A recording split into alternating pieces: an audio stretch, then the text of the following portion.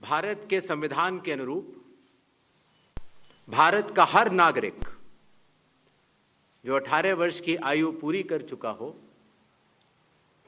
उसे मतदाता अवश्य बनना चाहिए और मतदान भी अवश्य करना चाहिए। आप सभी जानते हैं कि कानून के अनुरूप हर राजनीतिक दल का जन्म चुनाव आयोग में रजिस्ट्रेशन से ही होता है। तो फिर चुनाव आयोग उन्हीं राजनीतिक दलों में भेदभाव कैसे कर सकता है? चुनाव आयोग के लिए न तो कोई विपक्ष है, न तो कोई पक्ष है, सब समकक्ष हैं। चाहे किसी भी राजनीतिक दल का कोई भी हो, चुनाव आयोग अपने संवैधानिक कर्तव्य से पीछे नहीं हटेगा। पिछले 2 दशकों से लगभग सभी राजनीतिक दल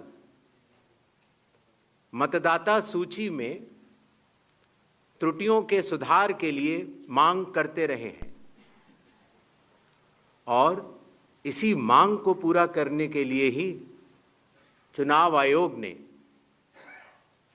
गहन पुनरीक्षण अर्थात स्पेशल इंटेंसिव रिवीजन SIR की शुरुआत बिहार से की है।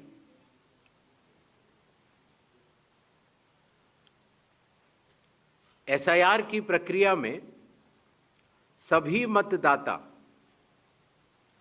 बूथ लेवल ऑफिसर्स और सभी राजनीतिक दलों द्वारा नामित 1.6 लाख BLAs ने मिलकर एक प्रारूप सूची तैयार की है। इस प्रारूप सूची की एक कॉपी आप सभी लोगों को दी गई है, जिसमें कि हर बूथ में जब ये प्रारूप सूची तैयार की जा रही थी तो सभी राजनीतिक दलों के बूथ लेवल एजेंट्स ने उसे हस्ताक्षर के साथ भी सत्यापित किया है। इस प्रारूप सूची में त्रुटियां हटाने के लिए एक बार फिर निर्धारित समय परिधि में सभी मतदाता और राजनीतिक दल मिलकर अपना बहुमूल्य योगदान दे रहे हैं। विगत आंकड़ों के अनुसार स्वयं मतदाताओं ने लगभग 28,370 ऐसे क्लेम्स एंड ऑब्जेक्शंस दिए हैं और जो मतदाता 1 जुलाई को 18 वर्ष की आयु पूरी कर चुके हैं या 1 अक्टूबर को 18 वर्ष की आयु पूरे करने वाले हैं, ऐसे 1,03,703 मतदाताओं ने भी अपना आवेदन फॉर्म 6 और डिक्लेरेशन के साथ किया है।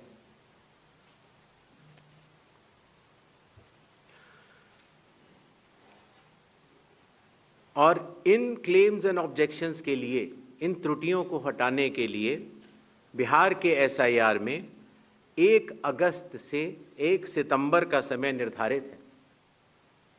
अभी भी 15 दिन का समय बाकी है। चुनाव आयोग सभी राजनीतिक दलों को उनके द्वारा नामित बूथ लेवल एजेंट्स को,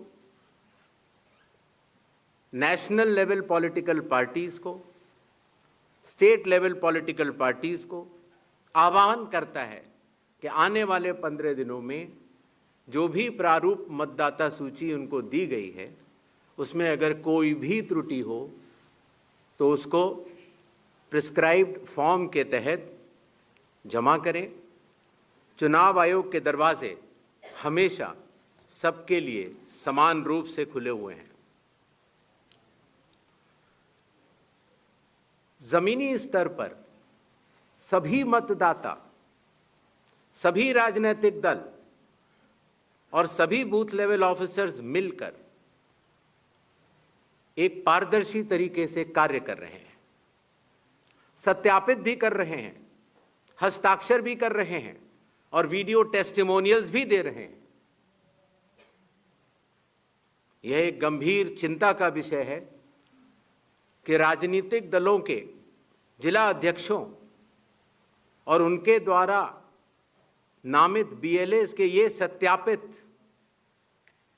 दस्तावेज, टेस्टिमोनियल्स, उनकी आवाज उनके स्वयं के राज्य स्तर के या राष्ट्रीय स्तर के नेताओं तक या तो पहुंच नहीं पा रही है और या फिर जमीनी सच को नजरअंदाज करते हुए भ्रम फैलाने की कोशिश की जा रही है।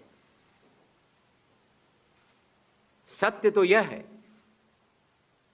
कि कदम से कदम मिलाकर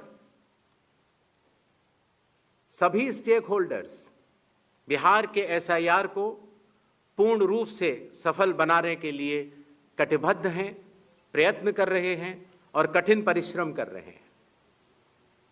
जब बिहार के 7 करोड़ से भी अधिक मतदाता चुनाव आयोग के साथ खड़े हैं, तो न तो चुनाव आयोग की साख पर कोई प्रश्न चिन्ह खड़ा हो सकता है और न ही मतदाताओं की साख पर। कानून के अनुसार अगर समय रहते मतदाता सूचियों में त्रुटियां साझा न की जाएं, मतदाता द्वारा अपना प्रत्याशी चुनने के 45 डेज के भीतर माननीय उच्च न्यायालय में चुनाव याचिका दायर न की जाए और फिर वोट चोरी जैसे गलत शब्दों का इस्तेमाल करके जनता को गुमराह करने का असफल प्रयास किया जाए, तो यह भारत के संविधान का अपमान नहीं तो और क्या है।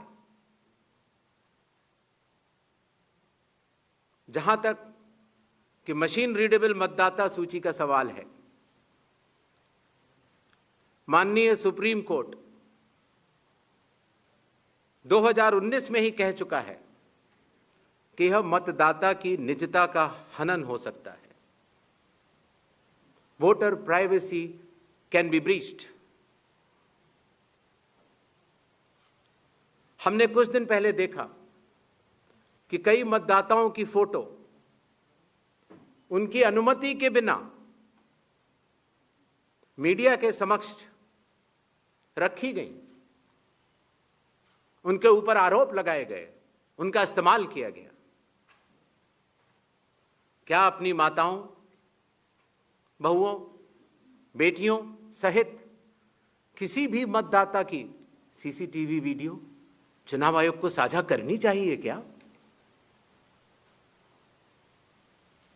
मतदाता सूची में जिसका नाम होता है वही अपने प्रत्याशी को चयनित करने के लिए वोट डालता है।